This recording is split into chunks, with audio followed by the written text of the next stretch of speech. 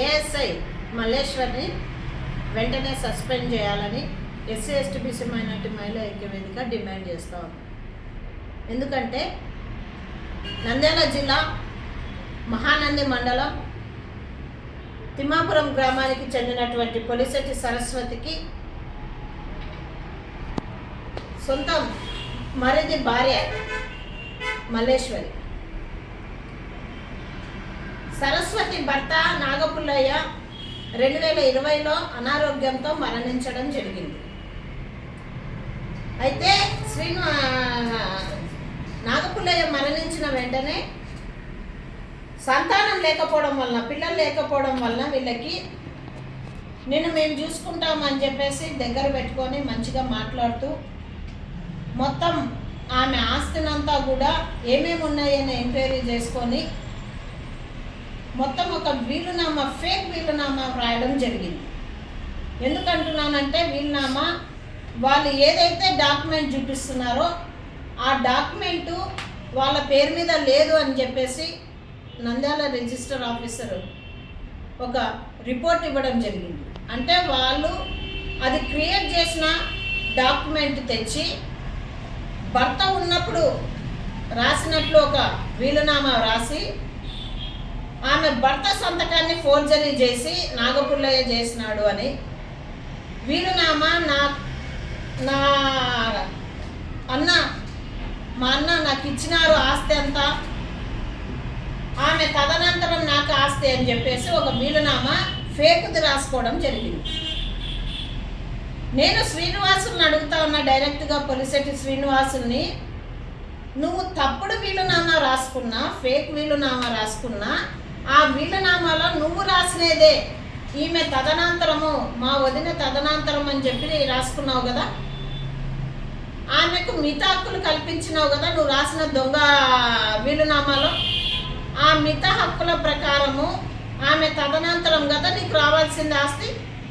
ఆమె తదనంతరం ఆస్తి రాసుకొని ఆమె బతుకుండగానే ఆమె ఆస్తిని నీ కొడుకు పేరు మీద, నీ బిడ్డ పేరు మీద, నీ పేరు మీద, నీ భార్యను సాక్షిగా పెట్టుకొని ఎట్లా రిజిస్టర్ చేయించుకుంటావు? ఇది మోసం కాదా అని అడుగుతా ఉన్నా. మోసం కాదా అని నేను అడుగుతా ఉన్నా పొలిశెట్టి శ్రీనివాసుని. అంటే నీ మోసంలో నీ భార్య భాగస్వామి, లేకపోతే నీ భార్య మల్లేశ్వరి మొత్తం సూత్రధార ఈ మోసానికి, ఈ కుట్రకి అని నేను అడుగుతా ఉన్నా.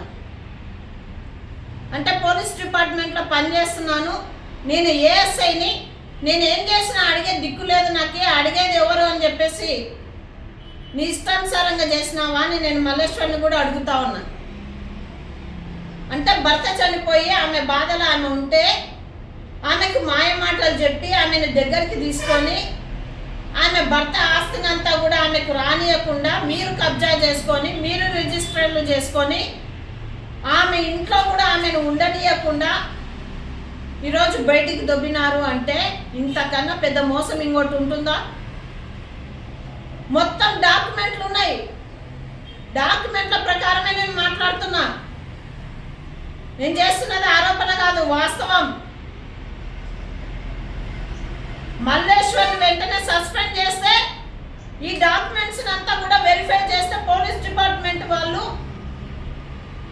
ఆమె చేసిన మోసము, ఆమె భర్త కలిసి చేసిన మోసం ఏంది అనేది బయటకు వస్తుంది, స్పష్టంగా కనిపిస్తూ ఉన్నాయి. అక్కడ ఉన్నటువంటి మహానంది మండలం ఎస్ఐ గారికి, మా సిఐ గారికి తెలిసే విషయాలన్నీ కూడా ఎందుకు ఆమె మీద ఇంకా చర్యలు తీసుకోకుండా నిర్లక్ష్యంగా ఉన్నారు అని అడుగుతా ఉన్నా నేను. సొంత కుటుంబ సభ్యురాలే, శ్రీనివాసులకు సొంతం అన్న భార్య వదినను మోసం చేసి ఈరోజు రూపాయి చేతిలో లేకుండా ఆమె డబ్బులన్నీ, అకౌంట్లో ఉన్న డబ్బులన్నీ వాడి ఆమె డబ్బులతోనే ఇల్లు కట్టి,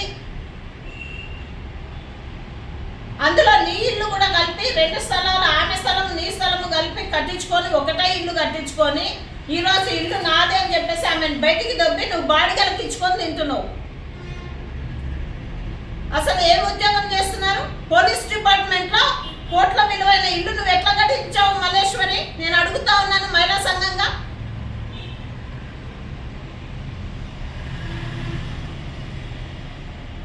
నిజంగా ఇప్పటికైనా కూడా నంద్యాల జిల్లా ఎస్పీ గారు స్పందించి సరస్వతికి న్యాయం చేయాలా.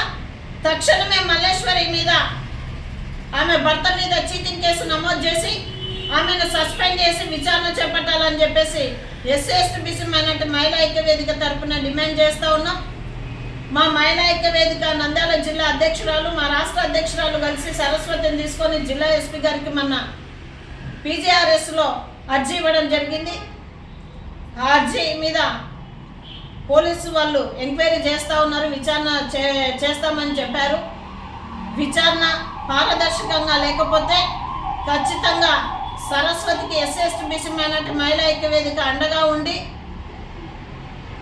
ఆందోళన కార్యక్రమం చేపట్టాల్సి వస్తుందని చెప్పేసి తెలియజేస్తూ ఉన్నా.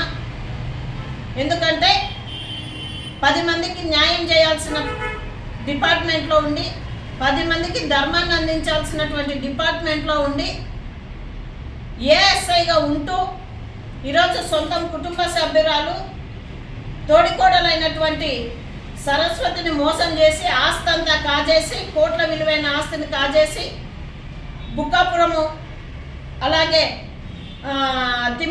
తిమ్మాపురంలో ఉన్నటువంటి మొత్తం 7 ఎకరాల స్థలాలను కబ్జా చేసి ఈరోజు ఆమెను కట్టుబట్టలతో బయటికి దొబ్బినారంటే ఇంతకన్నా నీచమైనది ఇంకోటి ఉండదు. ఖచ్చితంగా ఏఎస్ఐ మల్లేశ్వరి మీద చర్యలు తీసుకునేదాకా ఎస్సీ/ఎస్టీ/బీసీ మైనారిటీ మహిళా ఐక్య వేదిక పోరాటాన్ని అయితే ఆపదు. జిల్లా ఎస్పీ గారు స్పందించి సరస్వతికి న్యాయం చేయాలని డిమాండ్ చేస్తూ ఉన్నాం. అలాగే జిల్లా కలెక్టర్ గారిని కూడా కలవడం జరిగింది. జిల్లా కలెక్టర్ గారు కూడా మానంది ఎంఆర్ఓకి ఇచ్చారు. గతంలో ఉన్నటువంటి ఎంఆర్ఓ, ఇప్పుడున్నటువంటి విఆర్ఓ, ఎందుకంటే ఇప్పుడున్న విఆర్ఓనే గతంలో ఉన్నారు. శ్రీనివాసులు ఒక ఫేక్ డాక్యుమెంట్ తెచ్చి ఆ ఫేక్ డాక్యుమెంట్ చూపిస్తే విఆర్ఓ ఎంక్వైరీ చేయరా? లీగల్ ఎయిడ్ సర్టిఫికేట్ ఎవరికి ఇచ్చినారు? సరస్వతి భర్త నాగపుల్లయ్య చనిపోతే లీగల్ ఎయిడ్ సర్టిఫికేట్ ఎవరికి ఇచ్చారు అని అడుగుతా ఉన్నా నేను విఆర్ఓని. సరస్వతికి ఇచ్చినారా, శ్రీనివాసులకి, లేకపోతే మల్లేశ్వరికి ఇచ్చినారా? లీగల్ ఎయిడ్ ప్రకారము భర్త చనిపోతే భర్త ఆస్తి భార్యకి రావాలా, వాళ్ళ కుటుంబ సభ్యులకు రావాలా? ఆమెకు పిల్లలు లేరు కాబట్టి భార్యకే వస్తుంది. భార్యకు రాకుండా మర్ద అయినటువంటి శ్రీరాములకి ఎట్లా వచ్చింది, శ్రీనివాసులకి ఎట్లా వచ్చింది? రెవెన్యూ వాళ్ళు చేసే తప్పుల వల్ల మహిళలు ఇబ్బందులు పడాలన్నా, మహిళలు సఫర్ కావాలన్నా? ఈరోజు మళ్ళీ విఆర్ఓ బాధితురాలు వెళ్తే సీరియస్ అవుతాడంట. ఎందుకు అవుతారండి? మీరు చేసిన తప్పుల వల్ల ఈరోజు శ్రీనివాసుడు విచ్చలవిడిగా రెచ్చిపోతూ ఉన్నాడు. ఆన్లైన్ అడంగలు రెవెన్యూ రికార్డులు మార్చేటప్పుడు కనీసం సరస్వతిని విచారించారా మీరు? ఏ డాక్యుమెంట్లో అయినా సరస్వతి సైన్ ఉందా? ఆమె సంతకం ఉందా? సరస్వతి సంతకం లేకుండా డాక్యుమెంట్లు పరిశీలించకుండా ఆన్లైన్ రికార్డులు ఎక్కిస్తారా? ఖచ్చితంగా విఆర్ఓని కూడా సస్పెండ్ చేయాలా? సస్పెండ్ చేసేదాకా అయితే వదిలిపెట్టే ప్రసక్తి అయితే లేదు. ప్రజెంట్ ఉన్నటువంటి ఎంఆర్ఓ గారు వీటన్నిటిని పరిశీలించి సరస్వతికి న్యాయం చేయాలని చెప్పేసి ఎస్సీ/ఎస్టీ/బీసీ మైనారిటీ మహిళా ఐక్య వేదిక తరఫున డిమాండ్ చేస్తూ ఉన్నాం. నా పేరు పట్నం రాజేశ్వరి, ఎస్సీ/ఎస్టీ/బీసీ మైనారిటీ మహిళా ఐక్య వేదిక వ్యవస్థాపక అధ్యక్షురాలు.